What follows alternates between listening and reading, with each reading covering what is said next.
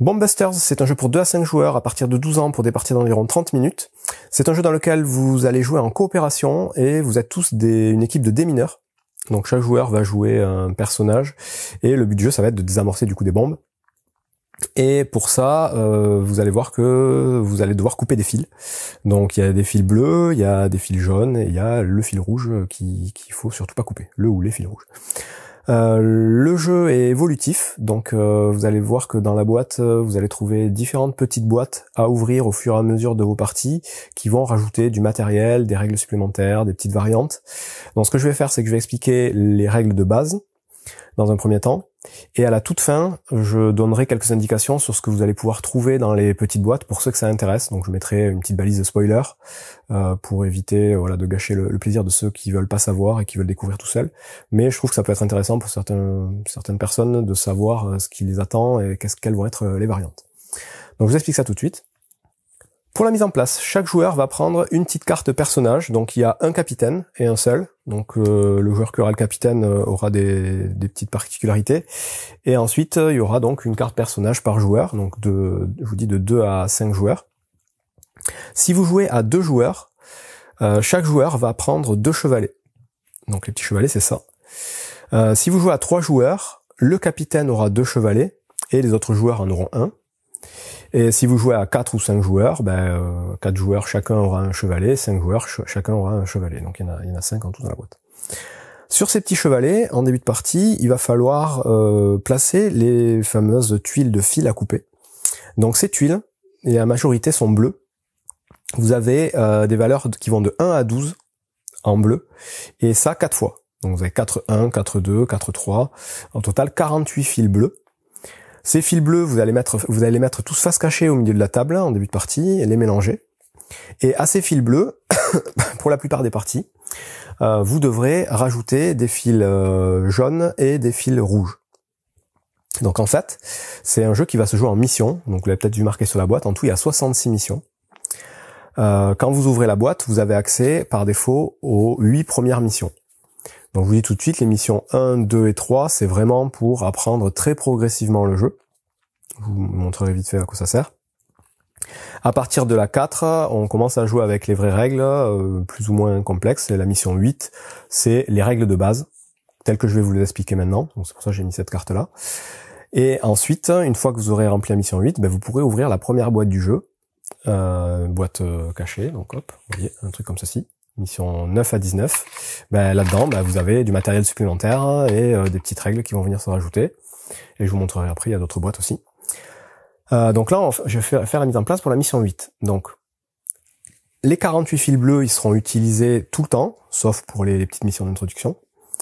Et ensuite, vous rajouterez plus ou moins de fils rouges et jaunes. Donc, les fils rouges, vous en avez un certain nombre. En fait, il y en a en tout, il y en a 11.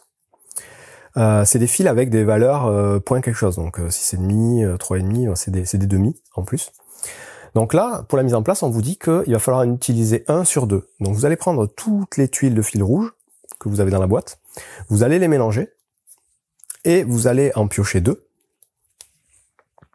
Là pour le coup, moi j'ai pioché, j'ai déjà fait la mise en place pour gagner du temps, le fil 1,5 et 4,5.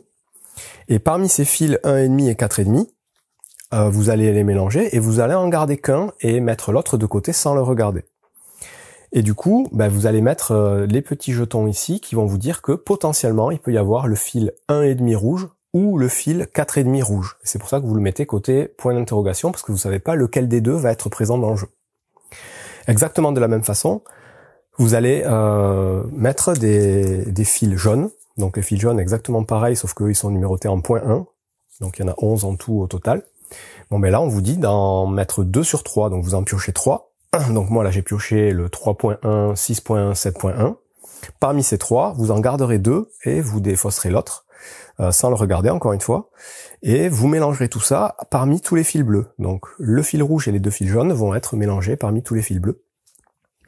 Et une fois que vous avez mélangé tout ça, vous allez distribuer ces fils aux différents chevalets, indépendamment. Donc même le capitaine qui a 2 chevalets, on considère pour la mise en place que les 2 sont indépendants, donc on va donner vraiment des fils à un chevalet, d'autres fils à un autre, et il va falloir répartir ces fils le plus équitablement possible. Donc il se peut qu'il y ait des chevalets qui ont un fil de plus ou un fil de moins que les autres, mais il faudra voilà piocher un par un, chacun un petit fil à placer sur son chevalet, face cachée. Donc là je vous ai mis face ouverte pour que vous voyez que j'explique un peu le jeu, mais normalement le chevalet il est uniquement visible par le joueur qui le possède, ou les chevaliers quand c'est le capitaine.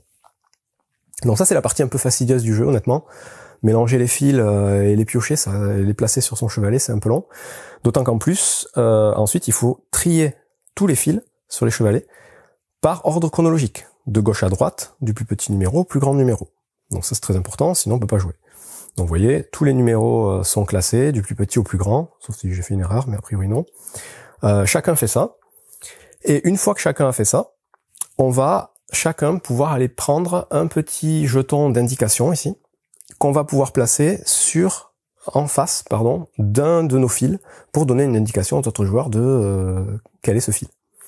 Donc moi par exemple là, j'ai mis un indicateur pour dire que ce fil-là c'est un 12, ce qui donne je pense une bonne indication. Ça veut dire que les deux d'après c'est nécessairement des 12 puisque ça va pas plus haut que 12. Le joueur ici a mis une indication pour dire que son dernier fil ici c'est un 9, donc lui il a pas de 10, 11 ou 12, c'est une bonne indication ici, et lui il a mis une indication ici pour dire que son fil ici c'est un 4. Une fois que tout le monde a mis une indication, donc ces indications-là, on est obligé de mettre des indications que sur les fils bleus. Évidemment, impossible de donner l'indication sur le fil rouge et interdit de donner l'indication sur le fil jaune en début de partie. Une fois que tout le monde a fait ça, on va piocher des petites cartes équipement. On va en piocher autant que le nombre de joueurs. Donc là, j'ai fait une configuration à 3 joueurs, capitaine, joueur 1, joueur 2. Donc on va piocher 3 cartes équipement. Dans les cartes équipement, il y en a un petit tas. Hop, pardon. Ça, c'est les cartes personnages. Cartes équipement, il y en a un petit tas.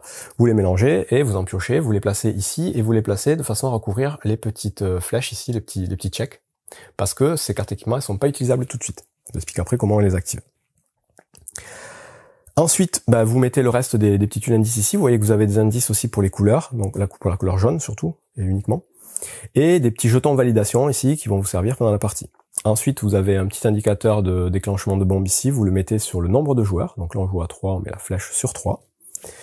Et une fois qu'on a fait ça, on a tous notre carte, on est prêt à commencer la partie. Le but du jeu dans Bomb Buster, c'est de réussir à couper tous les fils présents dans le jeu. Sauf, évidemment, le fil rouge. Donc le joueur à qui restera un fil rouge à son tour, et uniquement un fil rouge, pourra le révéler. Je vais expliquer, c'est une des actions qu'on peut faire à son tour. Donc si on arrive à couper tous les fils sauf le fil rouge, ou les fils rouges s'il y en a plusieurs, on gagne la partie. Si par contre, à un moment donné on coupe le fil rouge, c'est perdu tout de suite, ou si le petit indicateur ici arrive sur la tête de mort, c'est perdu aussi. Donc comment ça va se passer? À son tour, on va avoir 3 possibilités. La première possibilité, c'est de faire ce qu'on appelle une coupe en duo. Donc une coupe en duo, ça va consister à aller choisir un fil chez un adversaire. Donc évidemment, on commence, on va dire, par le capitaine. Le capitaine joue son tour, puis dans le sens aiguille d'une montre, chaque joueur va jouer son tour. Et on va tourner comme ça, ainsi de suite, à faire à chaque fois une action possible parmi 3. Donc je vous dis, première action, coupe en duo, on choisit un fil chez un adversaire, on détermine sa valeur. Donc là, on a déjà une indication au début, si on veut pas prendre de risque, on peut dire, je décide que ce fil, je t'annonce que ce fil c'est un 4. Pour faire ça, il faut obligatoirement qu'on ait la même valeur sur un de nos chevalets. Donc là, pour le coup, j'ai bien un 4, donc je peux aller choisir le numéro 4 chez un adversaire.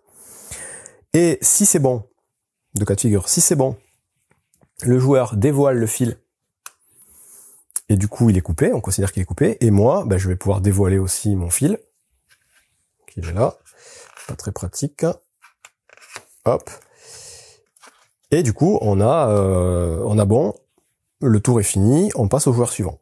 Donc ça c'est la première possibilité. On choisit une valeur qu'on possède, on la pointe chez un adversaire, si on a bon, il montre le fil, et nous on montre le fil correspondant. Autre cas de figure, on s'est trompé. Donc admettons, j'ai désigné un fil, je lui dis ça c'est un 2, et c'est pas un 2. Donc dans ce cas-là, ce qu'il va faire, c'est qu'il va prendre l'indicateur correspondant au fil que j'ai ciblé et mettre la bonne valeur. Donc non, c'était pas un 2, c'était un 1. Moi, je montre rien, je montre pas le 2 que j'avais et que je comptais dévoiler. Et on s'est trompé, donc on fait diminuer le petit marqueur ici, on a fait une erreur, on se rapproche de l'explosion. Ça, c'est le cas de figure qui peut se passer si jamais on se trompe. Dernier cas de figure pour une coupe en duo, et le pire de tous, c'est si le fil qu'on a désigné, c'est le fil rouge. Dans ce cas-là, le joueur le dévoile, on a coupé le mauvais fil, et c'est game over. Donc voilà pour la première action possible, coupe en duo. On choisit une valeur, et on va couper un fil. Deuxième possibilité, c'est une coupe en solo. Donc la coupe en solo, on ne peut la faire que s'il reste sur nos chevalets que les 2 derniers fils d'une même valeur, ou alors qu'on a les 4 fils d'une même valeur directement. Je vous rappelle que dans les fils bleus, chaque valeur est présente 4 fois. Et du coup, c'est une possibilité de couper directement chez nous les fils correspondants. Donc là, par exemple, ici, on a déjà coupé 2 des 4 fils de valeur 4. Coup de bol. Le joueur suivant, c'est à lui de jouer. Il a les 2 derniers fils de valeur 4. Donc il peut à son tour faire une coupe en solo et les dévoiler directement. Parce qu'il avait bien, les autres fils étaient coupés, c'était les 2 derniers qui restaient. Dans ce cas-là, tous les fils de valeur 4 ont été coupés, on prend un jeton de validation, on le met sur la valeur 4, on sait qu'il ne reste plus de fils de valeur 4. L'autre cas, comme je vous disais, c'est d'avoir directement les 4 fils de la même valeur présents chez nous. Et donc, quand on est capitaine ou qu'on joue à 2, à partir du moment où on a 2 chevalets, je vous dis au début de la partie, quand on distribue, les 2 chevalets sont indépendants, mais après pour toute la partie, on considère que les 2 chevalets sont communs. Donc moi, je peux très bien, ici, vous voyez, j'ai tous les 2. Donc je peux très bien, à mon tour, faire une coupe en solo et dévoiler tous les 2 directement, parce que j'ai les 4-2. Et dans ce cas-là, mon tour est fini, et on peut mettre le petit jeton ici, tous les 2 ont été dévoilés. Donc voilà pour la coupe en solo. Donc là, il n'y a pas moyen de se tromper, hein, on sait si on a les 2 derniers ou si on a les 4 fils directement. Enfin, la dernière possibilité d'action à son tour, c'est tout simplement de dévoiler le fil rouge, si on le possède. Donc là, moi je l'ai pas pour le coup, le fil rouge, c'est lui qui l'a. Et ça, on ne peut le faire que si ça arrive à notre tour et que c'est le dernier fil de notre chevalet. Si c'est le dernier fil qu'on possède et que c'est le fil rouge, on le dévoile et on a fini notre action et on continue à jouer. Ça veut pas dire qu'on a gagné, il faut quand même qu'on finisse de couper tous les fils. Mais au moins on sait que voilà, le fil rouge, il est hors de cause, on peut pas le couper malencontreusement et perdre la partie. Et c'est tout pour les 3 actions qu'on va faire à notre tour. Coupe en duo, on choisit une valeur qu'on possède, si c'est la bonne, on coupe chacun un fil. Si c'est pas la bonne, on perd un tour. Le joueur met la bonne valeur et ça s'arrête. Si c'est le fil rouge qu'on a désigné, c'est perdu. Coupe en solo, il faut avoir les derniers fils d'une même valeur pour pouvoir les dévoiler directement. Et enfin, couper le fil rouge si jamais c'est le dernier fil de notre chevalet. Donc ça, c'est la règle de base. En plus de ça, on va pouvoir évidemment utiliser les petits équipements qui sont à notre disposition pour la partie. Pour ça, pour les rendre actifs, il faut tout simplement réussir à couper les fils de valeur correspondantes qui sont marqués en haut à gauche. Donc dès qu'on réussira à couper 2 fils de valeur 1, on activera cet équipement-là, puisqu'il faut les fils de valeur 1. Dès qu'on coupera 2 fils de valeur 3, on activera celui-là, 2 fils de valeur 8, on activera celui-là. À partir du moment où l'équipement est activé, à n'importe quel tour de joueur, un joueur peut décider d'utiliser l'objet, et ce sont des objets à usage unique. Donc ces objets, à partir du moment où on les a utilisés, on les retourne face cachée. Et donc là, il faudra les lire, je vais pas tous vous les présenter, mais ça va évidemment vous aider à jouer. L'étiquette, par exemple, elle vous dit de mettre le jeton différent devant 2 de vos fils de valeurs différentes. Donc là, par exemple, moi je pourrais l'utiliser, cet objet, à mon tour, et le mettre ici, devant le 10 et le 11, pour dire que voilà, ces 2 fils, les gens sauront que ce sont des fils de valeurs différentes. Le triple détector, je vais l'expliquer, mais avant j'explique du coup le double détector. Donc le double détector, c'est le pouvoir que chacun de nos personnages a. Donc on a tous le même pouvoir. Pareil, c'est un pouvoir à usage unique. On peut l'utiliser une fois par partie. Quand on l'utilise, on retourne la carte. Le double détector, ça s'utilise pour une coupe en duo et ça va permettre d'annoncer une valeur et de cibler 2 fils au lieu d'un. C'est-à-dire que là, moi j'ai un 6. Si je veux cibler un 6 chez mon adversaire, donc là je sais qu'il a un 4, je pourrais dire ici ou ici, il y a un 6. Si jamais c'est exact, qu'un des deux est un 6, ou même que les deux sont un 6, l'adversaire va en dévoiler un des deux, il sort pas les deux, et moi je vais pouvoir dévoiler mon 6 aussi, donc comme un cas normal.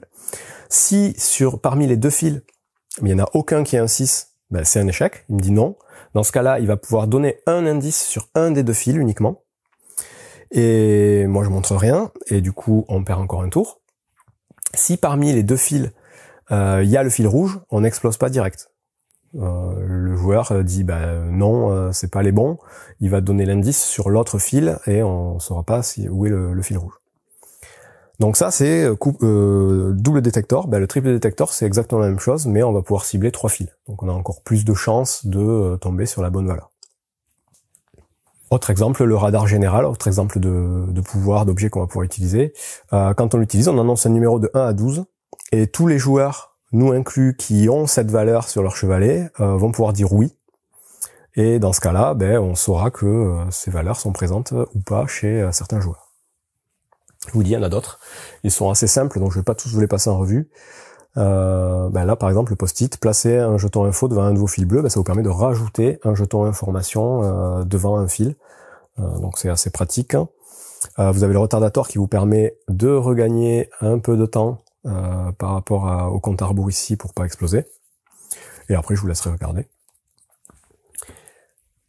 Dernière chose qui me reste à expliquer, ce sont donc les fils jaunes. Les fils jaunes, à partir du moment où ils sont placés sur les chevalets, on considère qu'ils n'ont plus de valeur. Les fils rouges non plus d'ailleurs, ça devient juste des fils jaunes et des fils rouges. C'est-à-dire que on peut aussi, au moment de faire une coupe en duo et dire ce fil-là, c'est le fil jaune. Si c'est le cas, il faut évidemment l'avoir de son côté aussi, le joueur le dévoile, moi je le dévoile aussi, et dans ce cas-là, on a coupé les fils jaunes. De la même façon, on peut faire une coupe en solo, si on possède les 2 fils jaunes, on peut très bien dévoiler les 2 fils jaunes, s'il n'y a que 2 fils jaunes en jeu. Si on se trompe lors d'une coupe en duo, qu'on cible un fil jaune, c'est là que le joueur va pouvoir mettre l'indicateur, non, ça c'était mon fil jaune.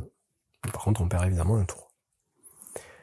Et on a fait le tour du coup des règles de base du jeu. Donc pour la mission 8, c'est comme ça que ça va se jouer, ce sont les règles principales que vous jouerez à chaque tour. Comme je vous disais, sur les missions d'avant, vous jouerez pas directement avec les 48 fils. Au début, on vous en met que 24, hein, donc c'est vraiment très progressif. Après, on vous en met 32, on rajoute les jaunes. Ensuite, on en met 40, on rajoute un rouge. Donc honnêtement, une fois que vous connaissez les règles, commencez direct par la mission 8 pour vous chauffer. Et ensuite, vous allez pouvoir ouvrir les boîtes pour les missions suivantes. Donc, je m'arrête là pour les règles qui sont quand même assez simples. Donc le jeu est très efficace, hein, clairement. Vous avez certainement à en entendre parler, il risque de gagner quelques prix, c'est quand même très bien. Juste la mise en place un peu fastidieuse pour distribuer les fils. Et donc là, je vais vous expliquer rapidement, en détail, sans vous montrer même le matériel, ce qui va arriver dans les autres, dans les boîtes. Donc les boîtes, je vous dis, vous avez la mission 19 à 20, vous avez la mission 20 à 30, 31 à 42, 43 à 54 et 55 à 66. Donc je vais vous expliquer au moins ce qu'il y aura dans les 3 boîtes suivantes. Je vous parlerai pas des 2 dernières, comme ça vous laissera quand même un peu de suspense. Donc je vais le faire tout de suite. Donc si ça vous intéresse pas, vous pouvez couper la vidéo maintenant. Alors qu'est-ce qui va pouvoir se passer dans les autres missions? Premièrement, vous allez avoir de temps en temps des missions à temps limité. Il va falloir lancer un petit compte à rebours et il faudra réussir à désamorcer la bombe avant la fin du temps imparti. Un peu dans le même principe, vous allez avoir des missions avec une bande son qui va vous rajouter des contraintes au fil de la mission. Donc vous écouterez une bande son, de temps en temps on vous dira là il faut faire ci, là il faut faire ça. Exemple, là vous changez tous de place. Petit exemple, je rentre pas trop dans les détails, je veux pas tout spoiler non plus. Donc ça c'est ce qui va pouvoir se passer. Ensuite, au niveau du matériel, vous allez aussi trouver des petits jetons d'indication qui vont correspondre uniquement à des valeurs paires ou impaires. Au lieu d'avoir directement la valeur des fils, vous aurez des valeurs paires et impaires. Et donc, vous pourrez juste donner des indices sur votre numéro, si c'est un numéro pair ou un numéro impair. Ensuite, vous aurez du matériel qui va vous permettre de vous obliger à couper certains fils avant d'autres, certaines valeurs de fils avant d'autres. Donc, on vous dira, vous avez les fils 4 devront être coupés obligatoirement avant les fils 9, qui devront être coupés avant les fils 12. Ça, c'est encore une petite variante qui peut arriver. Vous allez bien entendu avoir aussi d'autres petites cartes personnages qui vont avoir des pouvoirs différents, parce que là on a tous les mêmes au début, donc vous allez pouvoir retrouver les pouvoirs des cartes objets directement sur vos personnages, que vous pourrez activer une fois par tour. Vous allez aussi pouvoir trouver des cartes contraintes. Donc les cartes contraintes, ça va être du genre, Vous ne devez couper que des fils de valeur paire. Vous ne devez couper que les fils de 7 à 12. Vous ne devez pas couper, pas utiliser d'équipement, ni votre équipement personnel. Donc voilà, des petites contraintes que vous aurez soit chaque joueur en début de partie, soit qui seront révélées, qui seront communes à tous les joueurs à chaque tour. Et voilà à peu près, donc je vais pas vous expliquer non plus tout en détail, mais voilà ce qui va pouvoir se passer, et puis des petites variantes sur le nombre de fils à couper, un mélange de tout ça, des petites règles à chaque fois. Voilà, les missions sont toutes plus ou moins différentes, ce qui crée pas mal de variabilité et qui rend le jeu d'autant plus intéressant. Et je m'arrête là du coup pour Bombbusters, un très bon petit jeu de déduction coopératif, assez familial plus, ça va dépendre des missions. Avec une bonne variabilité, donc avec tous ces principes de mission, avec des petites règles qui viennent se rajouter au fur et à mesure. Donc très chouette. Bon jeu.